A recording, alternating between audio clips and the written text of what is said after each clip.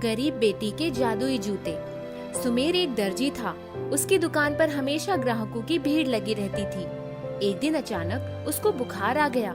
1 हफ्ते तक दवा खाई, लेकिन अचानक उसके हाथ पैर में जान ही न रही। यहाँ तक कि उसकी आवाज भी बंद हो गई। घर में उसकी पत्नी रूपा और बेटी नीतू थी। नीतू कॉलेज में पढ़ती थी। सुमेर का काम बंद हो जाने से उसके आय का कोई साधन न रहा। 1 साल होने को आए। रूपा मजदूरी करके घर का खर्च किसी तरह चला रही थी। नीतू उस दिन बहुत गुस्से में थी। माँ से उसने अपने लिए एक जूता मांग लिया। माँ लगी टसुए बहाने। माँ, आप लोग हमेशा अपनी गरीबी का ही रोना रोते हैं। कभी नहीं सोचते कि मुझे कॉलेज में सबके सामने कितनी बेइज्जती का सामना करना पड़ता है। एक तो ऊपर वाले ने भी मुझ पर इतनी मेहरबानी की है कि रंग भी काला दिया है, ऊपर से हमारी गरीबी। कहते कहते फूट फूट कर रो पड़ी। बेटा नीतू, ऊपर वाले को कभी नहीं कोसना चाहिए। जितना मिला है उसका ही शुक्रिया अदा करना चाहिए। गरीबी ही हमारा नसीब है। माँ, मजदूरी के सारे पैसे खर्च हो जाते हैं, क्या कुछ भी नहीं है? मैं पैसे कहाँ से लाऊं? तेरे बापू 1 साल से बिस्तर पे पड़े हैं, न कुछ बोल सकते हैं न चल सकते हैं। पैसे होते तो उनका इलाज करवा लेती। वो तो कहो कि ये छोटा सा घर है सर छुपाने को, नहीं तो हम भी फुटपाथ पर ही जीवन गुजार रहे होते।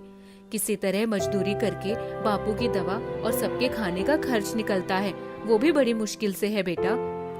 सब लड़कियां रोज अलग अलग तरह के जूते पहनकर आती हैं, पर मेरे नसीब में तो एक ढंग का जूता भी नहीं। प्लास्टिक की चप्पल पहनकर जाती हूँ तो सब मेरी तरफ बड़ी हिकारत से देखते हैं। नीतू, तुम पढ़ाई में ध्यान लगाओ, इन सब बातों पर ध्यान मत लगाओ। जिस दिन तुम कुछ बन जाओगी ना, यही लोग तुम्हारे आगे पीछे घूमेंगे। नीतू पैर पटकती हुई कॉलेज के लिए निकल गई, पर आज उसका कॉलेज जाने का मन नहीं हुआ। वो अपने घर से थोड़ी दूर एक बगीचे में जाकर बैठ गई। अपने काले रंग और गरीबी पर उसकी आंखों से आंसू निकल रहे थे। तभी एक फकीर आया। बेटी, तुम क्यों रो रही हो? बाबा, अपनी किस्मत पर रो रही हूँ। किस्मत तो बनाने से बनती है। दिखने में तो तुम पढ़ी लिखी लगती हो। यही तो दुख है बाबा, पढ़ी लिखी हूँ इसीलिए ज्यादा दुख होता है। अपनी शक्ल सूरत और गरीबी से तंग आकर यही इच्छा होती है कि कुछ खाकर सो जाऊं। अच्छा, मुझे जरा पानी पिला दो बच्चा, बहुत भूख लगी है। पर शायद तुम्हारे पास तो खुद ही कुछ खाने को नहीं है।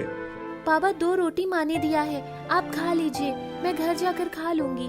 फकीर ने रोटी खा ली और अपने झोले में से उसे एक जोड़ी जूते निकाल कर दे दिए। बेटी, ये जादुई जूते हैं, ये तुम्हारी हर इच्छा पूरी करेंगे। इन्हें ले जाओ। बस ध्यान रखना, इन जूतों से कभी कोई ऐसी इच्छा मत करना जिससे दूसरों का नुकसान हो, वरना इनका जादू खत्म हो जाएगा। ये कहकर वो फकीर वहाँ से चला गया। नीतू ने अपनी प्लास्टिक की चप्पल उतार दी और जूते पहन लिए। जूते पहनते ही उसका शरीर बहुत ही खूबसूरत हो गया। खूबसूरत कपड़े और नया बैग आ गया। वो बहुत खूबसूरत हो गई। उसका रंग बहुत गोरा हो गया। अपने हाथ पैर देखते ही वो खुशी के मारे चीख पड़ी। कॉलेज पहुंची तो उसके साथ पढ़ने वाली गीता। नीतू, एक रात में तेरी कैसी काया पलट हो गई, कितनी सुंदर हो गई तुम। सभी लड़कियों ने उसे घेर लिया। आज उसका पढ़ाई में भी मन नहीं लग रहा था।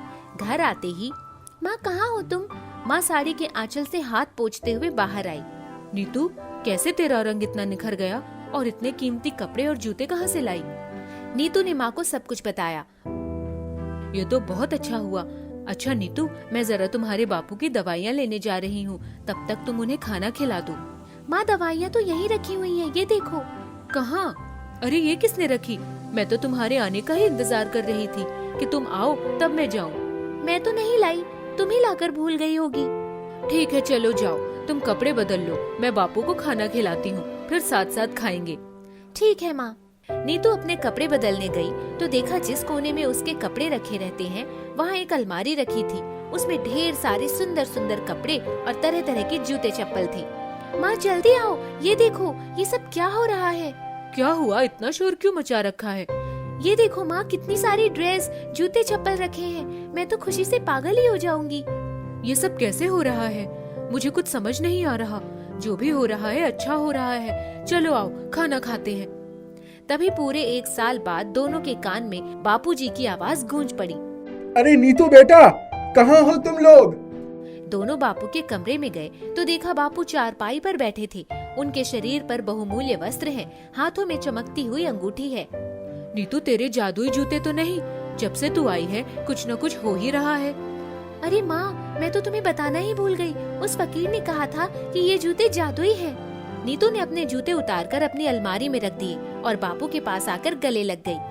बापू, तुम्हारी बीमारी ने हमें बहुत गरीब और लाचार बना दिया था। अब तुम ठीक हो गए हो तो सब ठीक हो जाएगा। हाँ बेटा, अब मैं कुछ ही दिनों में अपनी मशीन चलाना शुरू कर दूंगा और हमारे पुराने ग्राहक भी वापस आ जाएंगे। बापू, मैं तब आराम से कॉलेज कर पाऊंगी। हाँ मेरी बिटिया, अब लगता है हमारे पुराने दिन वापस आ जाएंगे। दूसरे दिन ही सुमेर नीतू को साथ लेकर अपनी दुकान पर पहुंचा। जैसे ही उसने ताला खोला, उसने देखा उसकी दुकान पर चमचमाती हुई 2 सिलाई मशीनें रखी थी। उसकी खुशी का ठिकाना नहीं था। नीतू, ये सब क्या हो रहा है? लगता है ये भी तेरे जादुई जूतों का ही चमत्कार है। बापू, अच्छा है, अब मैं कॉलेज जाती हूँ। शाम को आऊंगी, तब साथ साथ घर चलेंगे। सुमेर ने अपनी दुकान संभाल ली। शाम को नीतू के वापस आते ही दोनों घर पहुँचे तो उनका घर एक कोठी में बदल गया था और नौकर चाकर गाड़ी सब कुछ देखकर हैरान हो गए दोनों। पूरी कोठी में जरूरत की सारी चीजें थीं। उनका पूरा जीवन बदल गया। नीतू ने कभी इतना कुछ नहीं देखा था। अब उसे थोड़ा घमंड हो गया था। एक दिन जब वह कॉलेज पहुंची, नीतू, सब लड़कियां कहती हैं कि जब से तुम अमीर हो गई हो तुम्हें बहुत घमंड हो गया है, किसी से सीधे मुंह बात भी नहीं करती हो। ऐसी बात नहीं है, मैं थोड़ा व्यस्त हो गई हूँ। तुम भी यही सोचती हो क्या? नहीं, मैं ऐसा नहीं सोचती, इसीलिए सब लोग मेरे बारे में उल जलूल बातें करते हैं। नीतू को बड़ा गुस्सा आता है। मुझे बताओ, कौन हमारे खिलाफ बातें करता है? रश्मि, माला, सब कहते हैं। ये कहकर गीता अपनी क्लास में चली गई। नीतू ने अपने जूते उतारे। ए जादुई जूते, उन लड़कियों को जरा मजा चखा दो। तभी एक लड़की मेघना भागती हुई आई। नीतू, पता है, रश्मि माला सीढ़ियों से गिर गई है। उनके सिर से बहुत खून निकल रहा है। ओह, ये कैसे हुआ? पता नहीं। नीतू भी भागते हुए गई। उन दोनों को अस्पताल पहुंचा दिया गया था।